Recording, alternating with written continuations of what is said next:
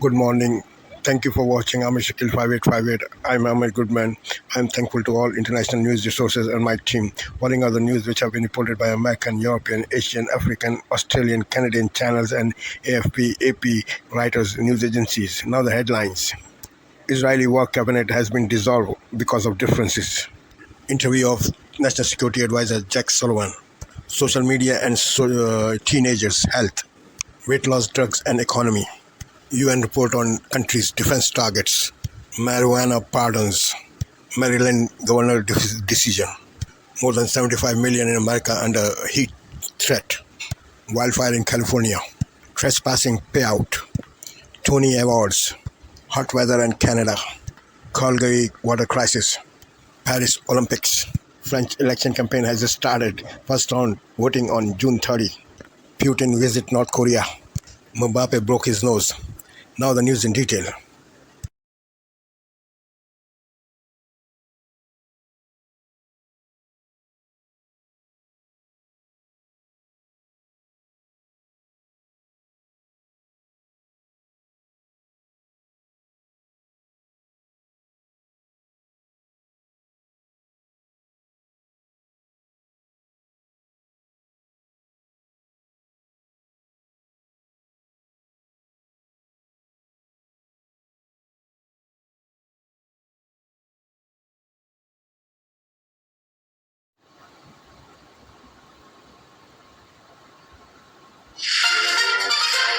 On this Monday night, dangerously hot weather settling in over millions of Canadians. This is heat that is above body temperature, the dangers of a heat dome, and how high temperatures could soar.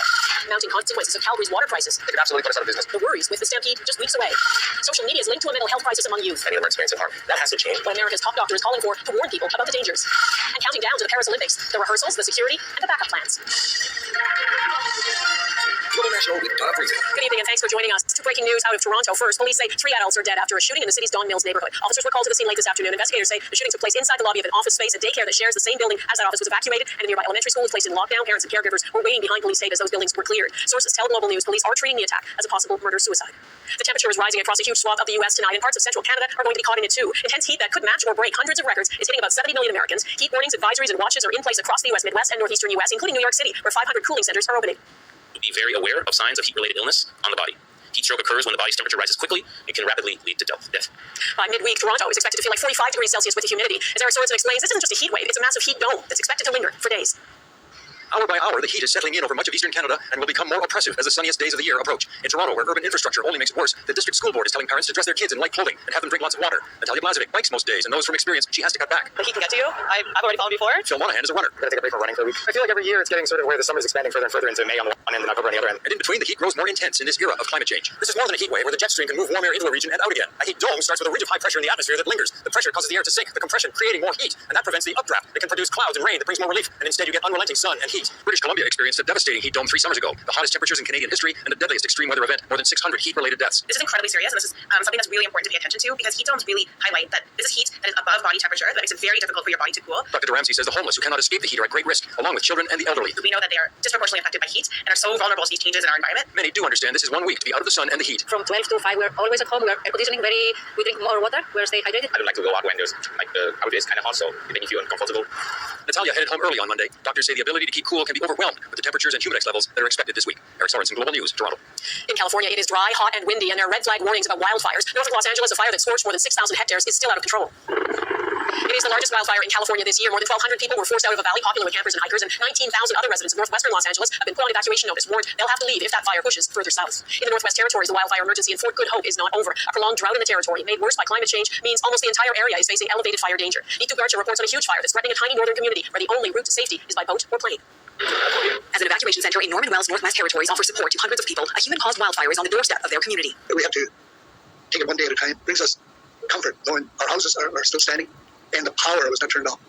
Officials say the fire has grown significantly, and just over 100 of Fort Good Hope's 500 residents have stayed back to help in the firefight. The weather is in our favor a little bit. It's going to push the fire away from the community, so that's good news. But we're going to have a little bit of dry, hot weather coming, so it probably will increase the fire behavior somewhat. Flames broke out on Saturday, less than 5 kilometers from the remote community, only accessible by boat or plane. It started getting bigger, and then there was black smoke, grab whatever they could, and then just set it up with our toothbrushes and those small stuff like that. Everybody was kind of like caught off guard, but also really panicky. We're really glad that our community was able to pull together and and make the evacuation successful. It's believed the fire started after a campfire was abandoned, prompting renewed warnings to the public to be responsible. The underlying environmental conditions, including the severe drought that we experienced in 2023, have not changed, and there is still significant risk of wildfire starting and spreading in the NWT.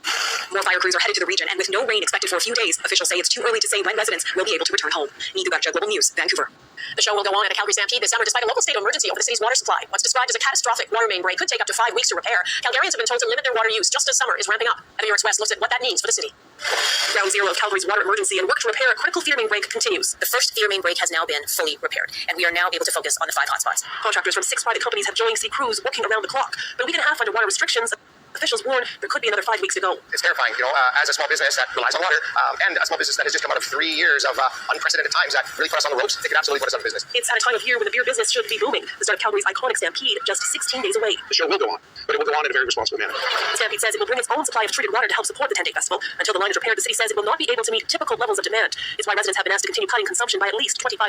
Officials asking the hundreds of thousands of tourists expected to visit the city to curb their water use as well. Currently, as in the past, I think you need to make it very clear to everybody that this is not business as usual. It's always a bit of a tightrope walk when you're dealing with trying to bring people in, but also trying to minimize the usage of resources. This isn't the first time Calgary has called for the crisis weeks before the stampede. In 2013, when floods struck, the stampede adopted the slogan "Hell or High Water" as it soldiered on. Online memes now turning that to "Hell or No Water" for 2024. Donna? Okay, New York's West in Calgary, thank you. Canada's defense minister is standing by a decision to send a naval vessel to Cuba, where it docked alongside some of Russia's fleet last week. Bill Blair says he authorized the ship to sail into Havana's harbor on the advice of Navy commanders.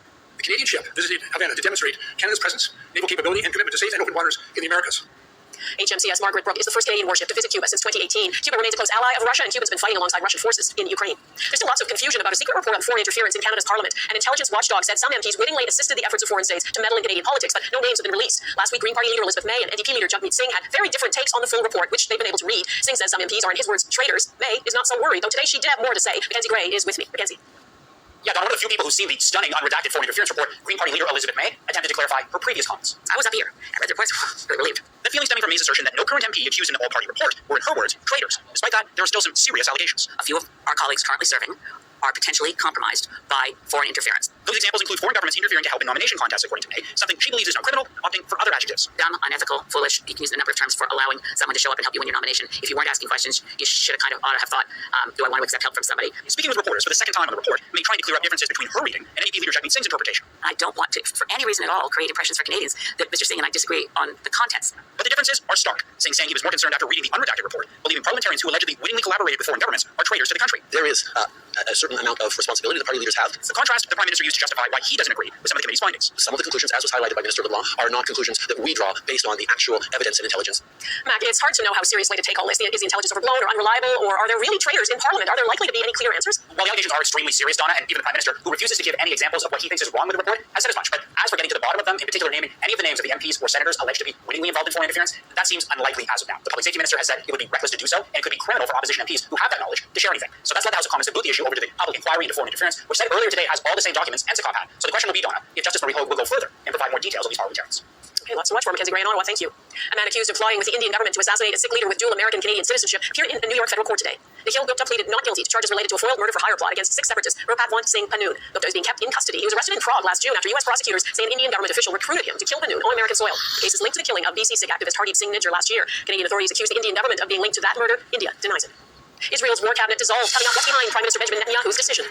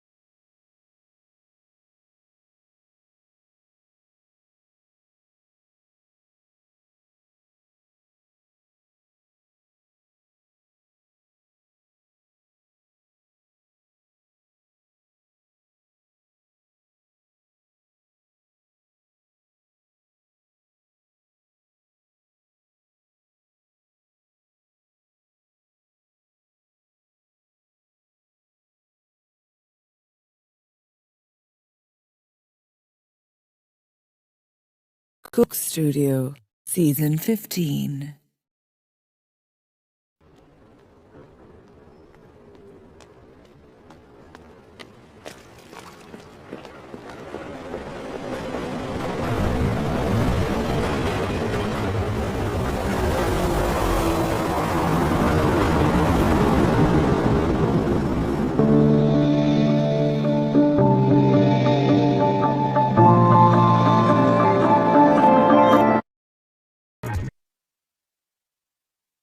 In Israel, what happens next in the war in Gaza will no longer be decided by the war cabinet. Prime Minister Benjamin Netanyahu has dissolved it. Crystal Gamansing explains why he did it and what it could mean for the conflict. Created to signal political unity in the days following the unprecedented October 7th attacks, the wheels have come off of Israel's war cabinet. An expected ending, says this former Middle East policy analyst for the U.S. State Department. Netanyahu has lost his sort of domestic centrist political cover, and that gave him international legitimacy, which is all important today, more than ever, for Israel. After the departure of two key members, Prime Minister Benjamin Netanyahu proactively dissolved the war cabinet to block far-right government coalition members from stepping in. But he remains exposed to pressure from them and Benny Gantz, who earlier this month called his own resignation regrettable. But fateful strategic decisions, he said, are met with hesitation and procrastination because of political considerations. He called on Israel's prime minister to set an election date. A large majority of the Israeli population is deeply unhappy with the direction of the government when it comes to getting the hostages back home. He sort of made himself Mr. Security, and he has lost it. After October 7th. Ehu Yahari is an author and expert on Israeli-Arab relations and says despite massive weekly protests and what he calls a collective depression over the hostages, Netanyahu's political career is not over yet. Those Israelis, and many of them, who would like to see to lead Netanyahu away, they are not enamored with the candidates to replace him. Yahari anticipates things will start turning around in the coming weeks when he says Israel's war on Hamas and Gaza will likely move to a third stage, with Israel Defense Forces focusing on counterinsurgency attacks instead of sweeping ground operations. Crystal Gamansing, Global News, London. Still ahead, the U.S. Surgeon General says the harms of social media are being overlooked, and it's time to change that. This comes as mass protests continue in Israel, calling for the government to support a ceasefire and hostage deal and for new elections. Tens of thousands. It's something all parents worry about, and now the U.S. Surgeon General has come out with a blunt message about the harms of social media. He wants tobacco-style warnings on social media sites because they have caused a mental health crisis among young people. In an op-ed in the New York Times today, he writes these harms are not a failure of willpower in parenting, they are the consequence of unleashing powerful technology without adequate safety measures, transparency, or accountability. Jackson Prosco explains the evidence and what needs to change. As the effects of all that swiping and scrolling come into focus, public health officials are increasingly worried about the impact of social media on the developing brains of children and teens. The platforms are often designed to maximize how much time our kids are spending on them. The U.S. Surgeon General now believes platforms like TikTok, Snapchat, and Instagram are so addictive and potentially harmful, they should carry a warning similar to cigarettes, stating social media is associated with significant mental health harms for adolescents. A warning label would help parents to understand these risks. Many parents don't know that those risks exist. There is, in fact, good reason to worry. We've seen a sharp decrease in terms of children's mental health over the last 15 years, which is coinciding with screen use. Canadian researcher Emma Dourdan has used brain imaging studies to map out the impact of social media use on teens. We're also seeing strong associations in terms of their mental health, in terms of anxiety and depression, and even higher rates of aggression in teens. Causing harm, the addictive features. States like Florida have passed laws banning social media for children under 14, requiring parental permission for older teens. Late last year, 33 states sued Meta, parent company of Facebook and Instagram, accusing them of targeting kids. We know that the company was well aware of the negative effect. While time and again, the industry has insisted it's doing enough. We've built more than 30 different tools, resources, and features that parents can set time limits for their teens using our apps. Warning labels are seen as a direct and potentially more effective appeal to parents. It would take an act of Congress to make them mandatory. Decades ago, warning labels worked to dramatically cut cigarette use. In the digital era, no one knows if they would help curb an addiction that may be just as harmful. Jackson Prosco, Global News, Washington. Preparing for the Paris Games next, the unique challenges of an unprecedented opening ceremony. The Olympic Games in Paris are fast approaching. Hosting them in a city as old and as famous as Paris poses some unique challenges, and organizers are planning to make the most of the location, including for the opening ceremony. Redmond Shannon looks at the complex plans. When we think of Olympic openings, we think of the Big O in '76 or Athens in '04, all of them inside a stadium. But in Paris, the plan is to let the Games begin with a show like no other along the River Seine. 94 boats are in place to take more than 10,000 athletes on a 6-kilometer boat ride. night, passing some of the city's most iconic landmarks along the way, finishing opposite the Eiffel Tower. More advanced rehearsals took place on Monday, numbered flags in place of national banners, for a spectacle to be watched by 300,000 spectators and 100 world leaders, protected by 45,000 police. We have a security system which is very robust in terms of protecting spectators on the riverbanks and on the entire perimeter. President Emmanuel Macron says there is a Plan B or Plan C if needed. B would reportedly confine events to the Eiffel Tower area. C would be at the Stade de France Olympic Stadium. It was one of the targets of the simultaneous Paris terror attacks in 2015. You have more controls over a restricted area because you have the benefit of a structure to protect the patrons as opposed to the river, which is more of an open-ended space. The Seine will also host triathlon swimming events once its waters have been cleaned up and once they have camped down. Macron and the mayor of Paris have both promised to swim in the river before the games to prove it's clean. The mayor's dip has already been postponed due to the strong spring currents and the national elections. Redmond Channel Global News, London. Crazy stuff. That is Global National for this Monday. I'm Donna Friesen. Tonight's Your Canada is Kitty Bitty Lake in St. John's, Newfoundland and Labrador. Beautiful spot. We'd love to see Your Canada. Please email it to viewers@globalnational.com. And thanks for watching. Hope to see you here again tomorrow. Bye-bye. Incriminating statement she made to police at a time when she was a patient at a psychiatric hospital where she was being treated for auditory hallucinations and drug use. Evidence has since emerged showing the actual murderer was a police officer who has since died.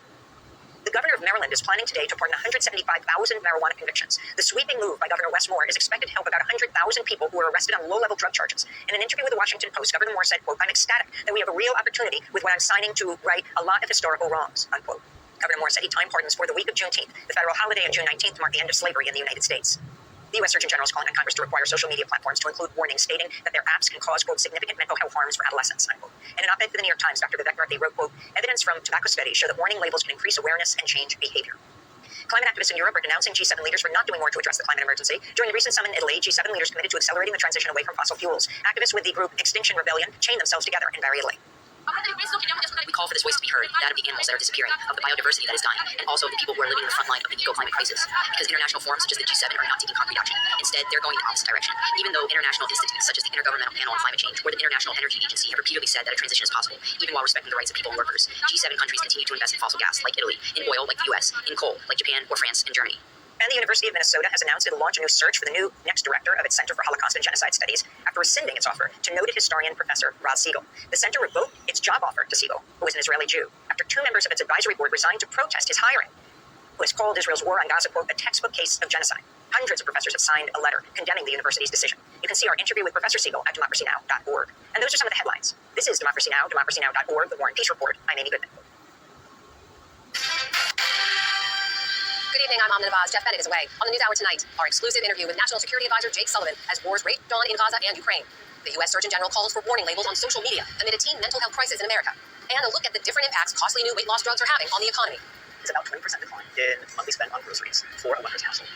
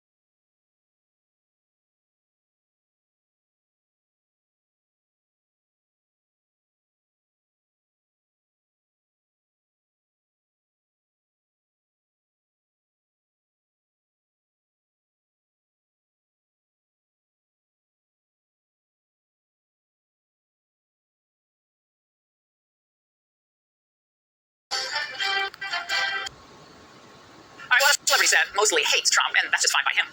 As Joe was rubbing elbows with Jimmy Kimmel and George Clooney, Trump was mixing it up in Detroit. We've done more for, and I say this, I say it proudly, more for the black population than any president since Abraham Lincoln. That's a big statement. And Crooked Joe Biden has done nothing for you except talk. It's only talk. It's all talk. He gets nothing. He gets nothing for anyone who was lost. He's in Europe. He's walking around. He doesn't know where the hell he is. He's supposed to help Detroit. I don't think so. Now, the reaction on the ground in Deep Blue territory was big. Trump won't win Detroit. He'll probably lose by a fairly wide margin, but he's actually still working for the votes. And he's getting a lot of respect just for showing up. President Trump, I'm so humble that you would be here. President Obama never came to the hood, so to speak, right? President Joe Biden, he went to the big NAACP dinner, but he never came to the hood. So thank you. Joining us now is Lorenzo Sewell, senior pastor at 180 Church, and the man you just heard, Pastor, now he lost Detroit by, 94% last time around. So what does Donald Trump's outreach mean to the community? When you are in the worst of the worst, you're talking about women being human trafficked literally on the street next to us. You're talking about a methadone clinic where 500 people go every single day that are generationally addicted. When the president is willing to come and bring his presence, he is gaining relational equity, or we would call it in our community, street credibility. Well, and you think about the fact that policies that are put forward by, right now, the Democrat Party, whether it's an open border, the bad inflation, the high cost of living, gas, all of that, that just is a killer for everybody, but it's especially bad for lower income Americans, including minorities. How big is the open border first with your community?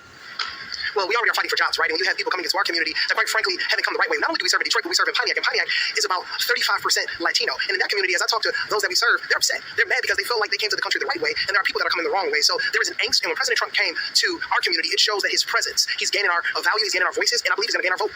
Well, he is surging, although some Democrat pundits say there is no way in hell Donald Trump's going to get up to 21% of the black vote. Not close is what they say, but CNN is pretty shocked at some of the latest data. Check this out. Donald Trump is gaining ground. You go from 7%, single digits at this point in 2020, to now 21%. We're careening towards historic performance for Republican presidential candidate, the likes of which we have not seen in 6 decades. I just never seen anything like this. I'm like speechless. Pastor, does that poll, the 21% number, surprise you? The reason why it doesn't surprise me is because the Democrats, they've taken our vote for granted. The Democrats, they have led our community for 56 years. We have a $2.7 billion budget, but yet no change. You don't have to be spiritual. You don't have to be logical. You just have to see. Ray Charles could see that their policies are failing our communities. Pastor Sewell, it was an exciting event over the weekend. We really appreciate your joining us. I hope we get to see you soon in Detroit. Thanks so much. Hey, Sean Hannity here. Hey, click here to subscribe to Fox News YouTube page. Tonight, several developing stories as we come on the air. The extreme heat right into the east, Philadelphia, New York City, Boston. Also tonight, the first alert of the hurricane season. The tropical storm watch tonight along parts of the U.S. coast. The wildfires raging out of control in the west at this hour, and the scare passenger jet. The flames shooting from the engine. First tonight, here, this extreme heat spreading across the country. Several major cities in the east, earlier than usual and lasting for days. 80% of the country bracing for temperatures above 90 multiple days this week. And we have that first tropical storm watch tonight of the hurricane season. So Ginger Z is here. She's standing by with the forecast. Also tonight, the heat and fierce winds fueling wildfires in the west at this hour. More than a dozen fires erupting in just a matter of days. Tonight, hundreds of people forced to evacuate buildings, homes, cars, burning in just a matter of minutes. The Boeing 737 making an emergency landing, flames shooting from one of the engines. Images from inside the cabin tonight. The water park nightmare of mass shooting leaving 9 people wounded, including a mother and 2 of her children. Tonight, the Surgeon General's call for action, saying social media should have a warning label like cigarettes to protect children from the dangers of social media. The race for the White House, the first presidential debate in just 10 days. President Biden's new campaign ad now playing in the battleground states, focusing on Donald Trump's felony conviction. Donald Trump, meanwhile, in Michigan, and how both candidates are preparing for this debate, and how the debate will handle the microphones while the other candidate is talking. Tonight, Israeli Prime Minister Benjamin Netanyahu disbanding his war cabinet after several key members resigned.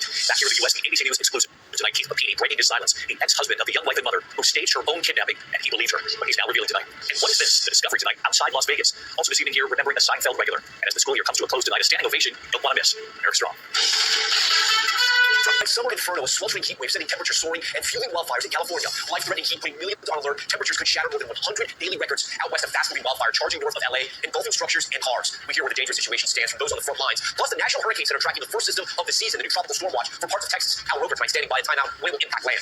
Also, ready to rumble President Biden's new atlas going after Trump's legal woes, calling him a convicted criminal. As former President Trump tries to peel away Biden's advantage with black voters, the new polling on that key demographic putting the Biden campaign on notice. Israel's tactical confusion. The IDF scheduling a pause in fighting to bring humanitarian aid into Gaza. The move sparking controversy and confusion, even taking Prime Minister Netanyahu by surprise. The latest blow to the war effort as Israel's war cabinet unravels. An alleged murderer on the loose, the multi-state manhunt for an inmate on the run. How he was able to escape and the violent crimes he's wanted for. The U.S. Marshal speaking with top story, increasing the reward for information, leading to his capture. A Surgeon General calling for a tobacco-like warning label for social media. His stark message over the mental health risks the apps pose to children and teens. And another American tourist discovered dead in Greece, the latest in a string of recent incidents where tourists have gone missing in the country. Top story starts right now.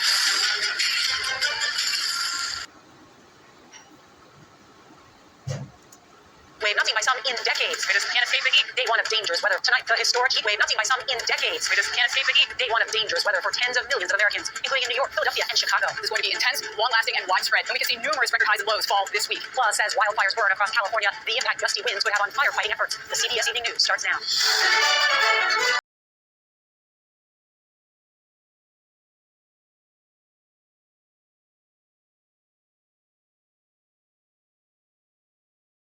Station from viewers like you. Thank you. I'm Stephanie Tsai with NewsHour West. Israeli Prime Minister Benjamin Netanyahu has dissolved his war cabinet. The council was formed in a show of unity after the October 7th Hamas attacks to make key decisions about the fighting in Gaza. But last week, centrist member Benny Gantz resigned in protest of Netanyahu's handling of the war. Officials say the prime minister will now rely more on his security cabinet, which includes some far-right members who oppose a ceasefire deal. At the U.S. State Department today, spokesman Matthew Miller said the shift will not affect U.S. relations with Israel. We have made clear when they take actions that we disagree with. We've made that clear publicly, and I can tell you we've had some very direct conversations privately as well with the senior members of the government of Israel about those policies that we think are unproductive, not only to the plight of the Palestinian people, but to Israel's security. On the ground in Gaza, Israel engaged in its first daily tactical pause along a 7-mile road, starting at the Kerem Shalom border crossing in southern Gaza. The Israel Defense Forces announced the pause on Sunday. It's meant to get more humanitarian aid into Gaza, where experts warn a famine looms. Video today showed truckloads of supplies driving through the crossing, but Israel says the UN, responsible for distributing aid inside Gaza, has yet to take full advantage of the protected road. More than 20 countries in the NATO alliance will hit their defense spending targets this year, a new record. That's according to NATO Secretary General Jens Stoltenberg, who was visiting Washington this week. That comes as Russia's war in Ukraine continues to threaten Europe's security. Only 6 nations met this same goal just 3 years ago, before Russia invaded. Meeting today with President Joe Biden, Stoltenberg spoke of the high stakes next month when NATO leaders will gather in Washington. I think it's important to understand that the stronger our support for Ukraine is, the sooner this war can end, because the sooner President Putin will realize that he cannot wait those out. Former President Trump has repeatedly called out NATO countries that have failed to meet defense spending targets, vowing not to defend them if he's reelected.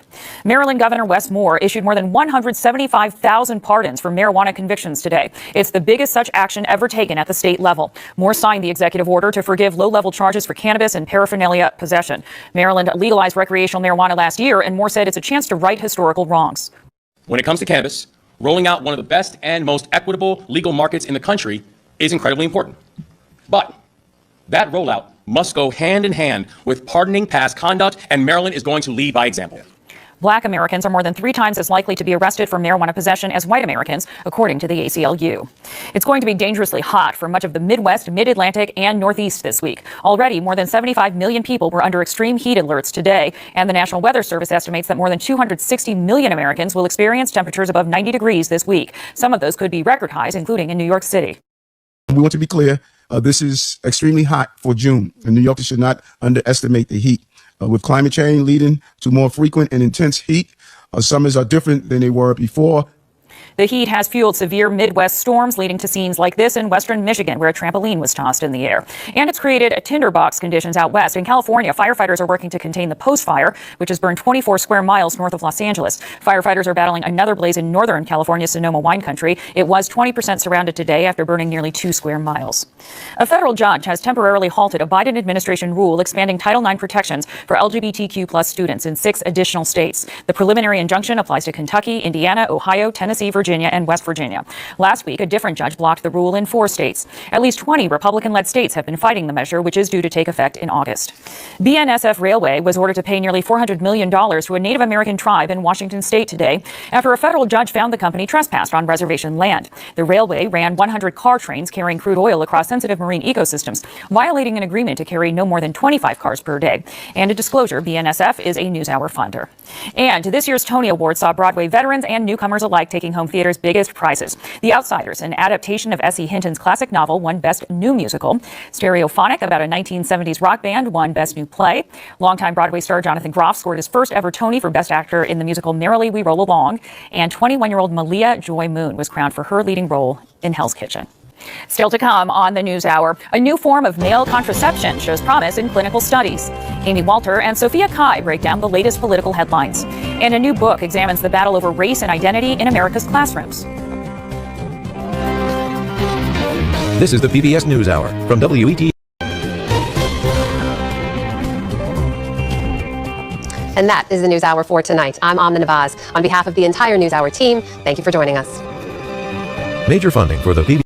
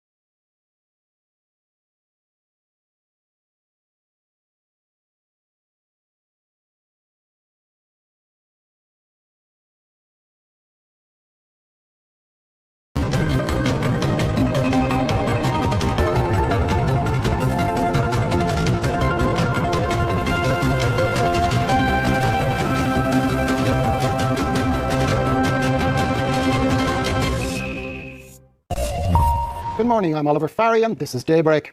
France's legislative election campaign kicks off with various political blocs sealing agreements that they hope will counter adversaries in key constituencies.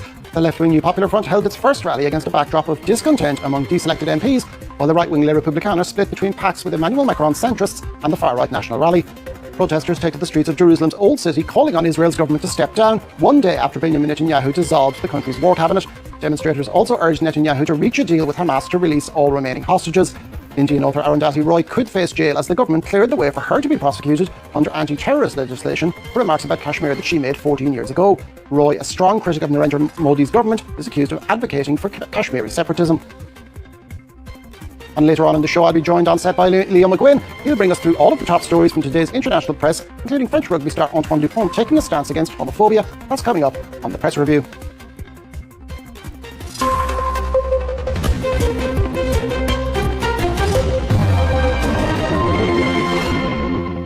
Campaigning for France's snap elections kicked off on Monday, with parties across the political spectrum cementing alliances in an attempt to gain control of the National Assembly on June 30th. The left-wing New Popular Front held its first rally in the Paris suburb of Montreuil, with the far-left leader of France Unbowed, Jean-Luc Mélenchon, a notable absentee. Meanwhile, the right-wing Les Républicains are divided in their alliances, with the minority loyal to party leader Eric Ciotti agreeing to a non-aggression pact with the far-right National Rally, and others striking deals with Emmanuel Macron's Renaissance coalition in certain constituencies. Caitlin Kelly has more. A jubilant mood in Montreuil as France's left-wing alliance gathered for its debut rally. Supporters joined the newly formed coalition to kick off campaigning ahead of France's snap parliamentary election. Let us vow to never give up, to continue together, when this Popular Front government will finally be in power.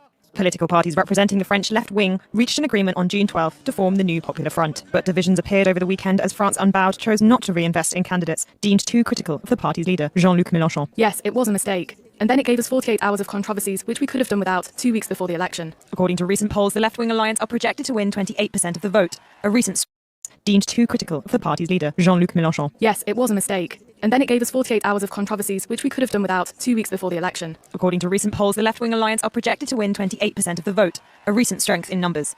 But after the National Rally's historic gains in the European parliamentary elections, polls suggest they stand to win 33% of the vote. I think there can be no half measures. Either it is the National Rally with a situation of division, of chaos, with a certain violence even, or it is the capacity of the left to bring about a solution. With 2 weeks to go, the race is on to close the gap. And residents in the southern Gaza city of Rafah reported tank shelling early on Monday, but elsewhere fighting has largely subsided for now. It followed a daytime pause for aid deliveries announced over the weekend by Israel's military, though it added that troops were still fighting as planned in southern and central Gaza. Here's Jenny Shin. Dozens of crates holding food and other essentials are waiting to leave the Kerem Shalom crossing bound for the Gaza Strip, just a day after the Israeli military announced daily pauses in fighting along the main roads into the enclave. Although a welcome pause, authorities say hurdles still remain. There are two issues, and the main one is that of logistical issues, right? The one of not having sufficient amount of trucks, not having enough truck drivers, not working enough hours a day, not having enough storage. These are all different things that the UN can and should be improving.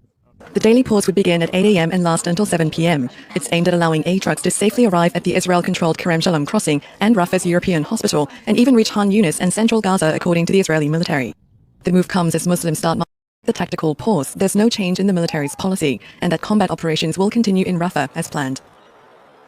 Protesters marched through the streets of the Old City in Jerusalem on Monday, calling for Israel's government to step down, one day after Prime Minister Benjamin Netanyahu dissolved his war cabinet. The demonstrators also called for a deal to be struck with Hamas to bring all remaining hostages home from Gaza. Caitlin Kelly has more. A fiery evening unfolds in Jerusalem as various protest movements converged, calling for an end.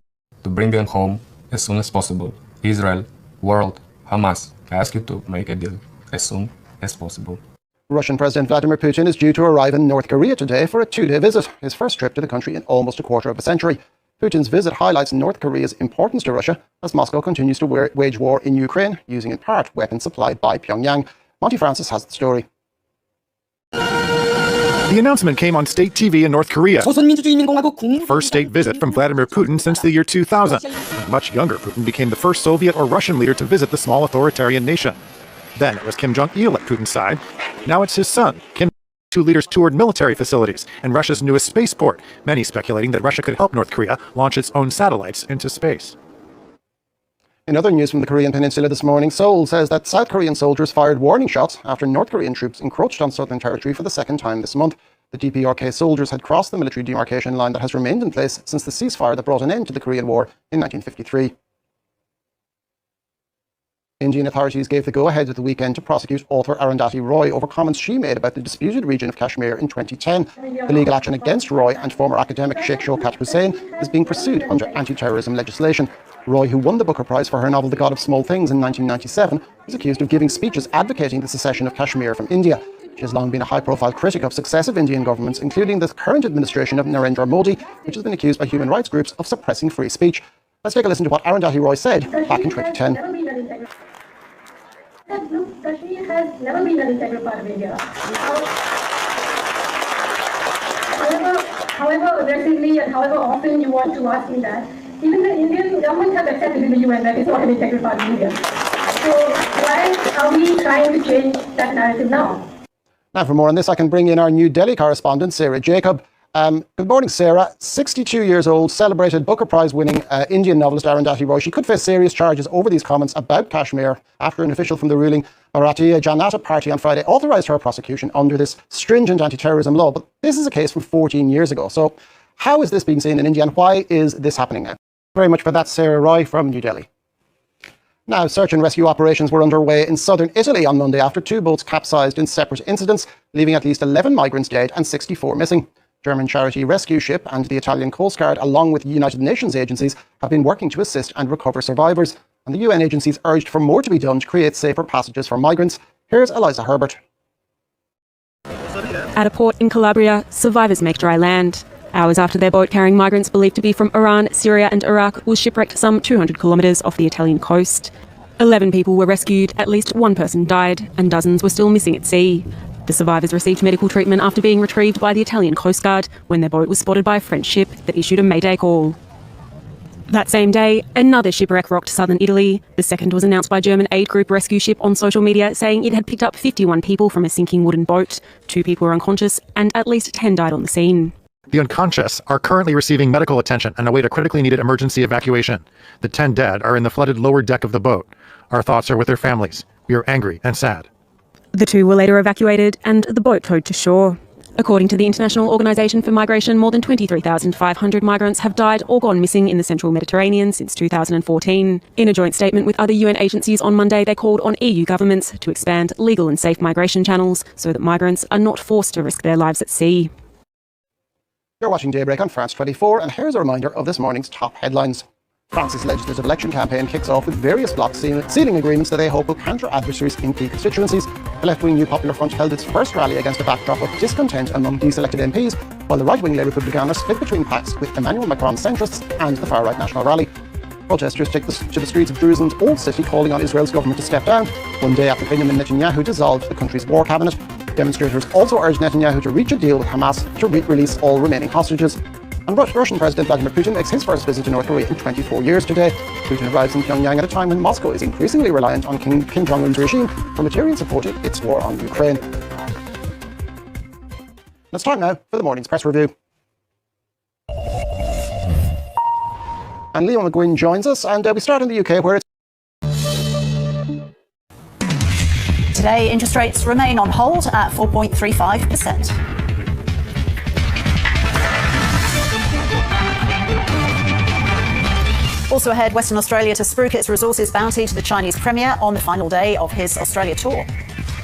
Protesters clash with police outside the Australia PM's residence after Benjamin Netanyahu dissolves the country's war cabinet.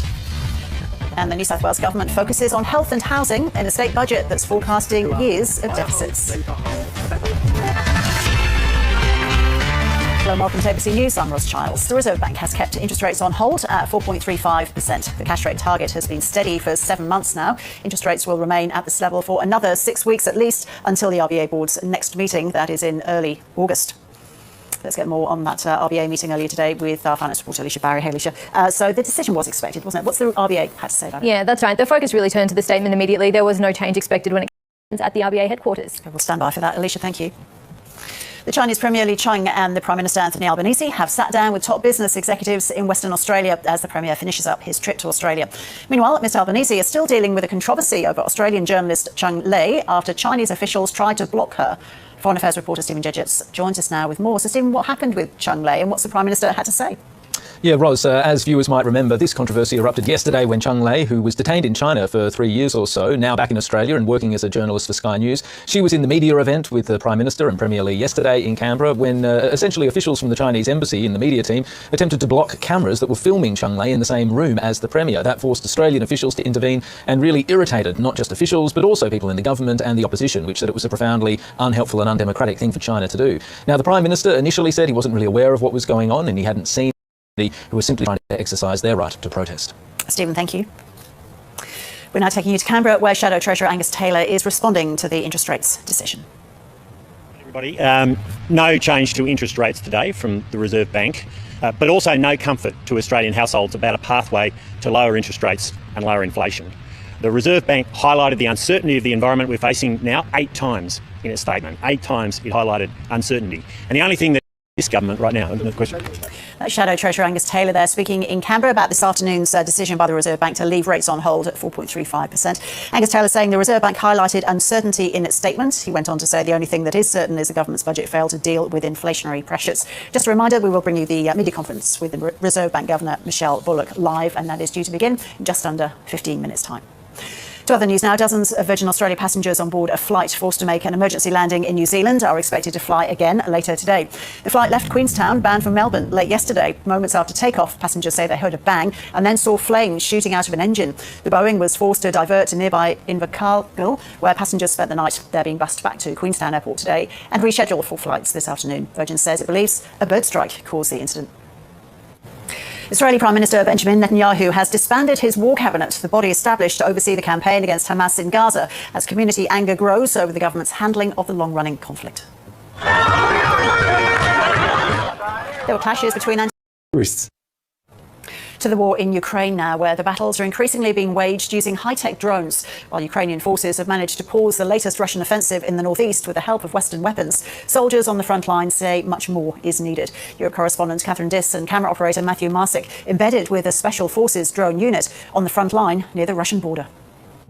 We're in a Ukrainian military convoy heading towards the Russian border. We've now entered the zone where the enemy operates their FPV drones. Nowhere here is safe. We've been taken to a secret position 3 kilometres from the Russian front line. This Special Forces unit call themselves the Peaky Blinders after the hit TV series. Their commander is Anton. It appears neither side has the manpower or artillery to land a killer blow. From the front line north of Kharkiv, Catherine Diss, ABC News. The Victorian government is set to introduce its Youth Justice Bill on the back of a rise in youth crime rates in the state. Reporter Erin Somerville has the details from Melbourne. Well, this new Youth Justice Bill will feature a range of measures. This includes raising the age of criminal responsibility from 10 to 12. Now, Victoria will be Australia's first state. These measures will go a long way to helping address some of those problems. Thanks, Erin. The New South Wales government has announced its biggest ever social housing policy, committing to provide more than 8,000 new and renovated social homes, with 3,000 to go to women and children fleeing domestic violence. However, the state's budget is also expected to remain billions of dollars in the red over the next few years. Isabel Rowe reports from Sydney. This is the New South Wales Labor government's second budget, and it is one the Treasurer says that is full of must-haves and not nice-to-haves. There's no extra cash handouts, and that's because the government says Wales. You can keep up to date at news.abc.net.au and on ABC iView. Here are the top stories on ABC News.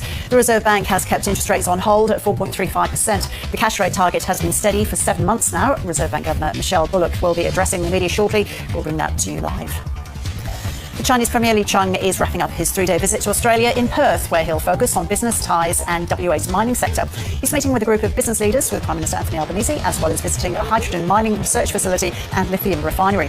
Meanwhile, the Australian government has raised concerns about the treatment of journalist Cheng Lei by Chinese officials during an event at Parliament House yesterday. Anti-government protesters in Jerusalem have clashed with police near the house of Israeli Prime Minister Benjamin Netanyahu. The protesters are calling for new elections after Mr Netanyahu dissolved his 6-member war cabinet, a move expected to create more distance between him and centrist politicians who are more open to a ceasefire deal with Hamas. We're taking you live now to Sydney, where the Reserve Bank Governor Michelle Bullock is about to speak about today's interest rates decision, where there was no change. Days, and I think the truth is that we're at a really complex part of the cycle at the moment. As I've said before, we're looking to bring inflation down to target while maintaining the gains in the labour market that we've seen over the past couple of years. Inflation's come down a long way since it peaked in 2022, both in Australia and overseas. And part of this was the resolution of supply chain issues, and also energy prices easing, which... Award-winning documentaries, Monday to Wednesday, exclusively on CMA. Thank you for 25 years of sports news, global headlines, and local stories. Cheers to celebrating your achievements and understanding Asia. Happy 25th anniversary, CMA. Be your own sparkle. Unique combination earrings and necklace design. Perfect match free. Luxury transform. Dangling earrings. Real touch. Only natural diamonds. Mason Jewelry. This is Asia Now. Hello, it's 2 p.m. in Singapore and Hong Kong, 12:30 in New Delhi and 4 o'clock in Jakarta. I'm Angela Liu. At this hour, former Thai Prime Minister Thaksin Shinawatra formally indicted for allegedly insulting the monarchy. The highly influential billionaire has been granted bail, avoiding pre-trial detention. South Korea fires warning shots after dozens of soldiers from the north breach its heavily fortified border for the second time in 2 weeks. Seoul's military reporting increased activity along the demilitarized zone, including explosions of landmines that have left several North Korean soldiers injured. And Chinese Premier Li Qiang meets with business leaders in Perth as he wraps up a visit to Australia. But an incident yesterday between Australian journalist Cheng Lei and 2 Chinese diplomats threatened to overshadow the talks. Australia says it has registered its concerns with China.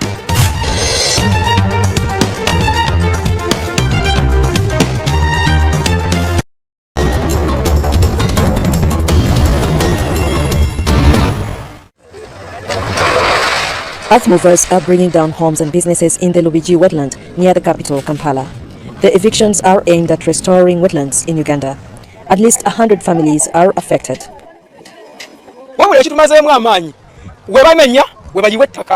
era bwogendako wali mu lufula we bamenye saidi yawo ngo owese ku masanyalaze bakayiwa tipa z'ettaka nga 15. The Minister of Water and Environment says the evictions will halt degradation. Uganda's wetland cover declined by 6.7% between 1995 and 2015. Since then, only 0.4% has been recovered. The country loses 2.5% of its wetlands annually. It's projected only 1.6% of wetlands will remain by 2040 if nothing is done. The country was already feeling the effects of encroachment on the natural resources, and therefore directed the Ministers of Water and Environment and that of local government to remove all the people from wetlands. The impacts of the destruction is causing flooding in the city and a rise in water levels in Lake Victoria. Lubiji is one of the biggest wetlands in Kampala that absorbs water from most of the suburbs in the city before it slowly enters the lake. But with most of it encroached on, many people living near the lake shores have lost their property to flooding. A 2,000-strong enforcement force has been created to halt and prevent any further encroachment. And while Katende and thousands others have lost their livelihoods, the government hopes to steadily increase its wetland cover and restore the ecosystem. Alai witnessed a significant police operation on Sunday as James Timba, interim leader of the Citizens Coalition for Change, CCC, and 70 other activists were arrested for allegedly holding an unauthorized political meeting. The arrests were confirmed by Zimbabwe Republic Police National Spokesperson Paul Inyati. The CCC activists had reportedly gathered at Timba's residence without official authorization, prompting police intervention. The situation escalated into violence, with activists allegedly resisting arrest and clashing with law enforcement officers. Several CCC members sustained injuries during the confrontation. Further details on legal proceedings and additional information surrounding the incident are expected to follow. 5 times as many remittances have been sent now than 20 years ago, but more still needs to be done to lower transaction costs and help the 1.4 billion adults worldwide who are still unbanked and unable to access financial services. The amounts are very big and they're growing fast. 5 times more will be sent this year than 20 years ago. And between now and 2030, the cumulative flow is projected to exceed an incredible $5 trillion. These are huge sums, and they are a lifeline to hundreds of millions of people, half of them in rural areas. That's the message from this year's International Day of Families Remittances, which was set by the UN's International Fund for Agricultural Development in 2015. The president of UN's International Fund for Agricultural Development said the size of these remittances should not be undervalued. I'm happy that IFAD is really bringing this conversation, especially about access in our rural areas. The cost of remitting money to Kenya averages, just as we've been told by CBK, just over 6% higher than the ideal 3% target set by the SDGs. This is still considerably high, and I'm happy that the central bank is really working towards this. The International Day of Family Remittances, IDFR, celebrates the contributions of migrants and the collaborative effort of financial service providers, government, and international organizations. While Muslims around the world celebrated the Islamic holiday of Eid al-Adha with feasting and gifts on Sunday, displaced Palestinians in the Gaza Strip struggled to feed their families. Several women in Deir el-Balah in central Gaza spoke about how Eid drastically changed for them compared to last year due to Israel's devastating war. It was a bleak Eid for many families who find themselves homeless and poorer than they've ever been. It is enough. The war has been long, and we're no longer able to endure. As you can see where we are, our homes are gone, and we're psychologically and financially destroyed. We live in tents. The epidemic, poverty, and hunger have wiped us out. We as adults are tired. So what about the children?